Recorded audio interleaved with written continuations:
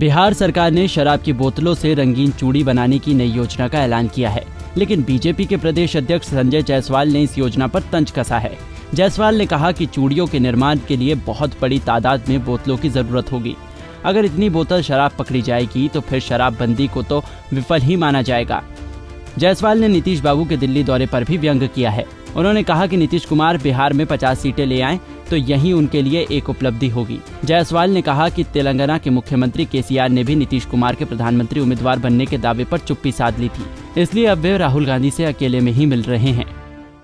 नीतीश कुमार जी का पहला प्रयोग हम सबों ने देखा है कि किस तरह से केसी राव ने प्रेस कॉन्फ्रेंस में उनका हाथ और कुर्ते को खींचने का काम किया था। इसलिए अब जाहिर बात है कि नीतीश जी अब किसी भी दूसरे तथाकथित प्रधानमंत्री के उम्मीदवार से मिलेंगे तो वो अकेले मिलना ही पसंद करेंगे। अब वह सार्वजनिक तौर पे नहीं मिलेंगे। बिहार को अगर संभाल लेते अच्छे से और बिहार में कम से कम अपने 50 सीट जीत जाते तो वही उनके जीवन की बहुत बड़ी उपलब्धि रहती। आज जो नीतीश जी का आज का ही अगर मैं बात करूं, शराब के बोतलों से चूड़ी के लिए करोड़ों रुपए की फैक्ट्री लगाएंगे। मतलब माननीय नीतीश कुमार भी जान रहे हैं कि भाई करोड़ों की फैक्ट्री लगेगी शराब के बोतल से चूड़ी कन्वर्ट करने के लिए, तो इसमें बोतलों की सप्लाई रेगुलर बने रहेगी। तो नीतीश कुमार जी और उनका पूरा उत्पाद विभाग मान रहा है कि हमें 10 में 9 शराब के खेप पार कराने और 1 शराब का खेप पकड़ना है, जिससे कि यह शराब के बोतलों से चूड़ी बनाने की फैक्ट्री के लिए काम अनवरत चलता रहे।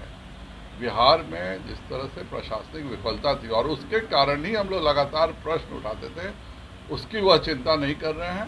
गए हैं, अच्छा है, आज उनको ज्ञान मिला होगा कि कैसे 30 रुपये लीटर में आटा खरीदते हैं और इस तरह के ज्ञान के साथ परिपूर्ण होकर के वह जब आज निकलेंगे तो मुझे पूरा विश्वास है कि पुनः बाकी सभी प्रधानमंत्री उम्मीदवारों के साथ वह एक अकेले में बात करेंगे।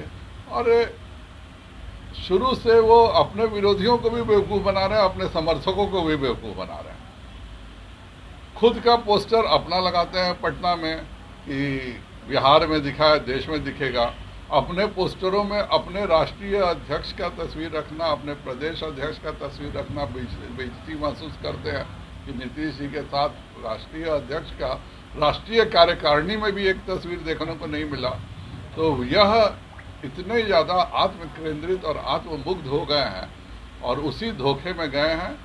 बाकी हमारे साथी दल जो हैं वो भी मदद कर रहे हैं कि जिसको हमारे यहाँ कहावत में कहते हैं चने के झाड़ पे खड़ा करके लाल किला में झंडा फहराने का काम कर रहे हैं। वहीं जायसवाल ने दावा किया कि बिहार में केंद्र सरकार की 1.25 लाख करोड़ रुपए की योजना चल रही है।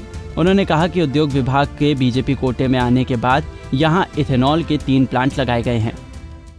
बिहार में सबसे ज़्यादा गति शक्ति की योजनाएं बिहार में चल रही हैं। लगभग अभी की बात करें तो 1.25 लाख करोड़ रुपए का हम लोगों ने नया टेंडर लॉजिस्टिक्स के रूप में, रेलवेज के रूप में दिया है।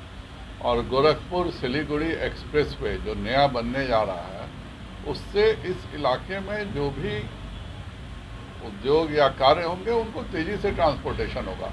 दिक्कत यह है कि पहली बार हम लोगों ने जदयू से उद्योग लिया। जब तक 15 सालों तक उद्योग विभाग जदयू के पास था कोई काम नहीं होता था, इसलिए हम लोगों ने उससे लिया। और पहली बार आप लोगों ने देखा कि सिर्फ हम लोग अभी 3 एथेनॉल के प्लांट लगाए थे तो मक्का का रेट 1400 से बढ़कर 2100 हो गया। पहली बार ऐसा हुआ कि 20 महीने के छोटे कार्यकाल में बेगूसराय में 550 करोड़ रुपए की फैक्ट्री लग गई। बिहार के प्रत्येक बियाडा में नीतीश कुमार चाहते ही नहीं है कोई उद्योग लगे, किसी को बिहारी को यहाँ नौकरी मिले। पहले तो उन्होंने सहरसा जैसे क्षेत्र में 7 करोड़ रुपए एकड़ में इंडस्ट्रियल एरिया की जमीन रखी थी कि कोई जमीन ले नहीं सके और कोई इंडस्ट्री नहीं लग सके।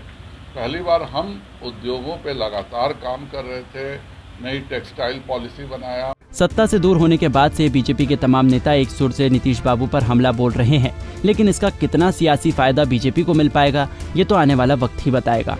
पंजाब केसरी टीवी के लिए कटिहार से राजीव कुमार की रिपोर्ट।